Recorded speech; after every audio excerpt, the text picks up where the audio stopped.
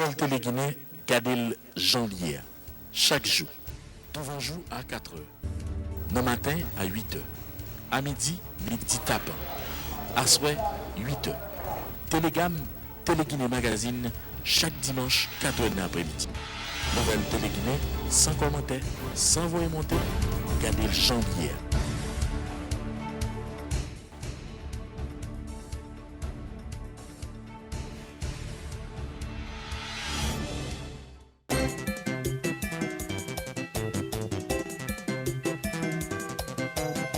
Nous, de l'unité de coordination, nous sommes fiers de vous.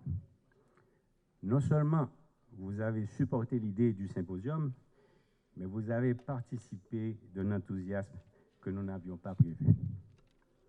Cette démonstration de votre part nous électrifie à vouloir maintenir ce momentum.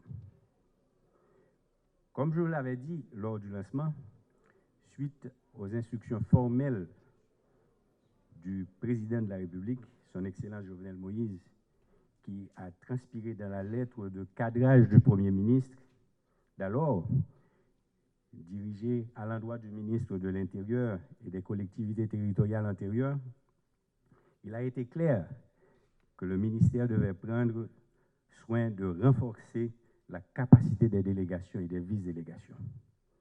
C'est ainsi que M.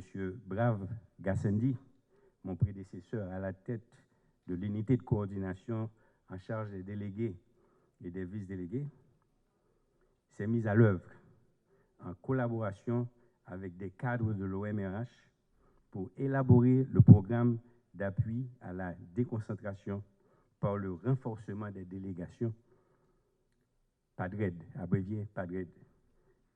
Maintenant, vous avez M. Jean-Marie Reynaldo Brunet à la tête du ministère et moi, votre serviteur, à la tête de l'unité. Vous voyez que nous sommes dans l'esprit de continuité. Aligné à la vision du président, sur instruction du ministre, toujours en collaboration avec l'OMRH, respectueux de la Constitution amendée, le plan national de déconcentration, le programme de modernisation de l'État 2023 et le décret du 17 mai 1990, nous avons peaufiné le programme. Le PADRED, je vous le rappelle, contient 5 objectifs avec un certain nombre d'activités prévues pour les atteindre. Ce symposium en est une. J'ose dire que nous avons réussi ce premier pas. Ai-je bien dit? Je profite pour remercier le ministre qui nous a donné tout son support. Je remercie tous les cadres dirigeants des directions et unités du ministère qui n'ont pas marchandé leur collaboration. Je remercie M. Hervens Gentil de l'AGLDT qui a su trouver le financement pour nous du PNUD. Je remercie le PNUD d'avoir accepté de nous financer le symposium. M. Giraldo, il ne l'a pas fait en vain. Nous saurons profiter valablement.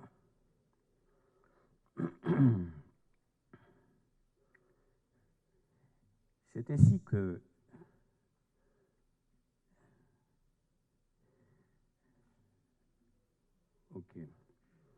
chers délégués, vice-délégués, secrétaires généraux, à ce stade, vous êtes placés sur la rampe de lancement. C'est le moment de reviser l'engin, les tableaux de bord, etc. pour tous les ajustements utiles. Ayez confiance en vos ingénieurs de management, de contrôle, de coordination. En l'occurrence, le Premier ministre, le ministre de l'Intérieur et l'unité de coordination. Tous coiffés par le premier des citoyens dans sa bienveillance, son Excellence, le président Jovenel Moïse. D'ores et déjà, vous quitterez cet espace en tant que principaux animateurs de la vie administrative et territoriale de l'État. Permettez-moi, quelques secondes, d'instruire le délégué, les vice-délégués, le secrétaire général des NIP. Vous allez porter nos souhaits les meilleurs aux vice-délégués de l'arrondissement de Miragouane Compagnon Daniel. De la mise en place d'un État déconcentré et décentralisé et au service des communautés. La vraie réussite de cette activité réside surtout dans les suites à donner par rapport aux discussions que vous aviez menées durant ces 3 jours. C'est pour cela qu'il est prévu la production des actes du symposium, non seulement pour la capitalisation de cet événement, mais aussi pour que les questions pour lesquelles des solutions immédiates n'ont pas été trouvées soient portées au plus haut niveau de l'État, afin que des solutions durables y soient apportées graduellement. Nous voulons croire que ce symposium marque un nouveau départ dans l'animation politique, sociale et économique des collectivités territoriales vers la bonne gouvernance avec l'inclusion de tous les acteurs locaux en conformité avec les mandats qui vous êtes assignés comme délégués, vice-délégués et secrétaires généraux.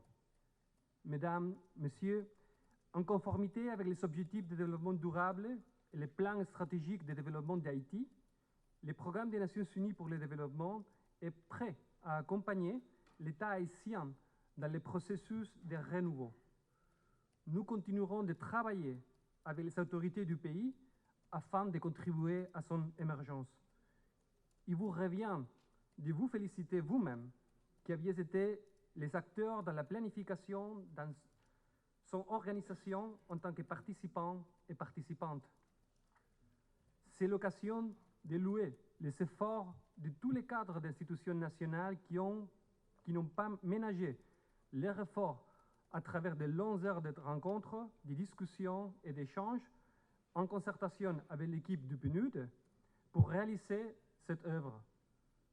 Je veux parler de l'Office de management des ressources humaines, OMRH, du ministère de la Planification et de la Coopération externe et du ministère de l'Intérieur et des collectivités territoriales, à travers toutes ces directions, en particulier l'unité de coordination des délégations et des vice-délégations. La volonté et la détermination de tous et toutes ont permis de construire cette œuvre. La politique nationale de déconcentration, PND, du programme cadre de réforme de l'État a été élaborée aux fins notamment de rapprocher l'administration de l'État des administrés.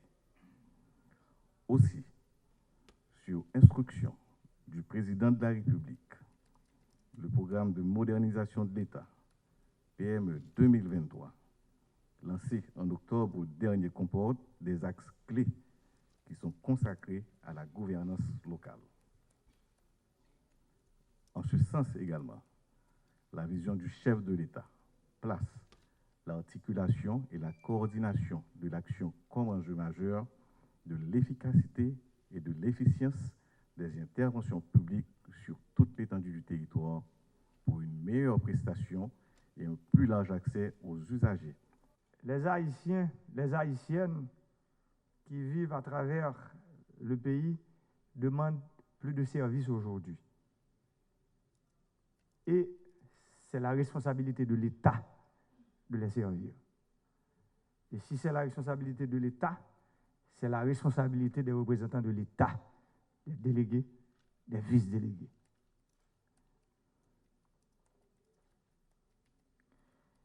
La population ne peut plus attendre. Elle a besoin de voir l'augmentation de la production agricole. Elle a besoin de voir construire des écoles un peu partout à travers le pays. Des infrastructures sanitaires, des infrastructures routières, des infrastructures électriques, de l'eau pour la consommation humaine, de l'eau pour l'irrigation des terres. Cela veut dire que nous avons une population avec beaucoup de besoins, mais il faut dire que les moyens ne sont pas toujours au rendez-vous.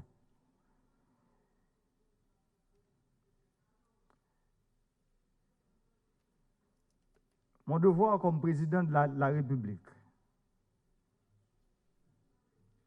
c'est de demander et d'exiger au gouvernement de travailler pour s'assurer que les services publics arrivent tout près des populations. Pour ce faire, il est nécessaire pour que les délégations et les vice-délégations fournissent un travail adéquat. Je sais que les délégations et les vice-délégations ont beaucoup de problèmes. Je sais que les vice-délégations et les délégations ont besoin de ressources humaines, de ressources matérielles. Mais aujourd'hui, le pays a besoin des serviteurs publics dédiés, des gens qui sont prêts à servir, des gens qui sont prêts à se sacrifier pour laisser un pays meilleur à la génération future. Il y a 10 délégations à travers le pays, mais il y a des départements qui ont des locaux, je dirais, pour leurs délégations, mais il y en a d'autres qui n'en ont pas. Je sais que le Premier ministre n'est pas là aujourd'hui par hasard, parce que le hasard n'existe pas. S'il est là avec nous cet après-midi, c'est justement pour prendre charge, parce que, comme vous le savez, le pays a besoin des femmes et des hommes capables, des femmes et des hommes courageux, des femmes et des hommes qui sont prêts à se sacrifier et se plaindre. Je dirais, pour nous, au niveau de cette équipe, c'est un défaut. Nous n'avons pas ce droit. Même quand les moyens ne sont pas au rendez-vous, nous sommes prêts à affronter cette bataille délicate. Parce que le sous-développement ne peut en aucune façon être chronique ou endémique à Haïti. Et il ne peut en aucune façon être un choix aussi.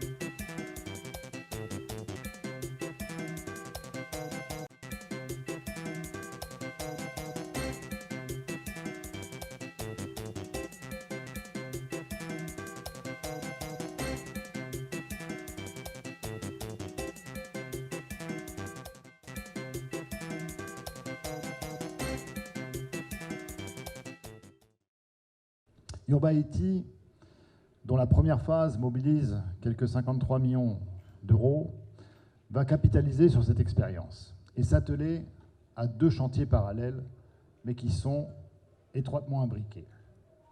La résilience des villes et la gouvernance urbaine. Un mot tout d'abord sur la résilience des villes.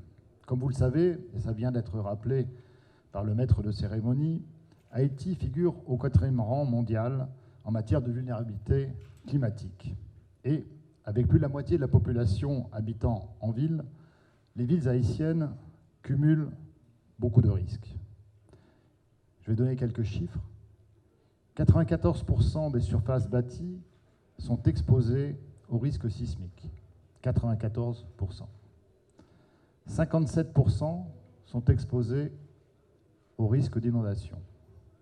26% sont exposés au risque d'érosion, 5% sont exposés au risque de glissement de terrain.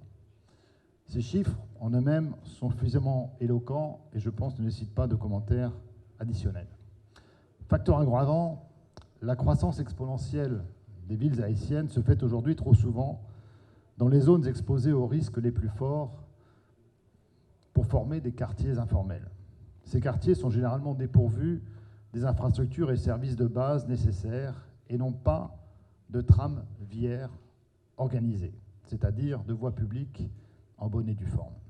Cette absence réduit d'autant l'accès aux services de base, au marché, aux emplois du secteur formel, emplois et services que l'on trouve précisément dans la ville formelle. La résilience de ces quartiers et de ses habitants passe donc par l'amélioration de l'accès aux services de base, comme l'eau et l'assainissement, mais aussi par des travaux de mitigation des risques. L'autre volet, tout aussi essentiel, Monsieur le Premier ministre, Mesdames et Messieurs, c'est celui de la résilience économique pour ces populations. Partout dans le monde, les villes sont un moteur fondamental de la croissance économique.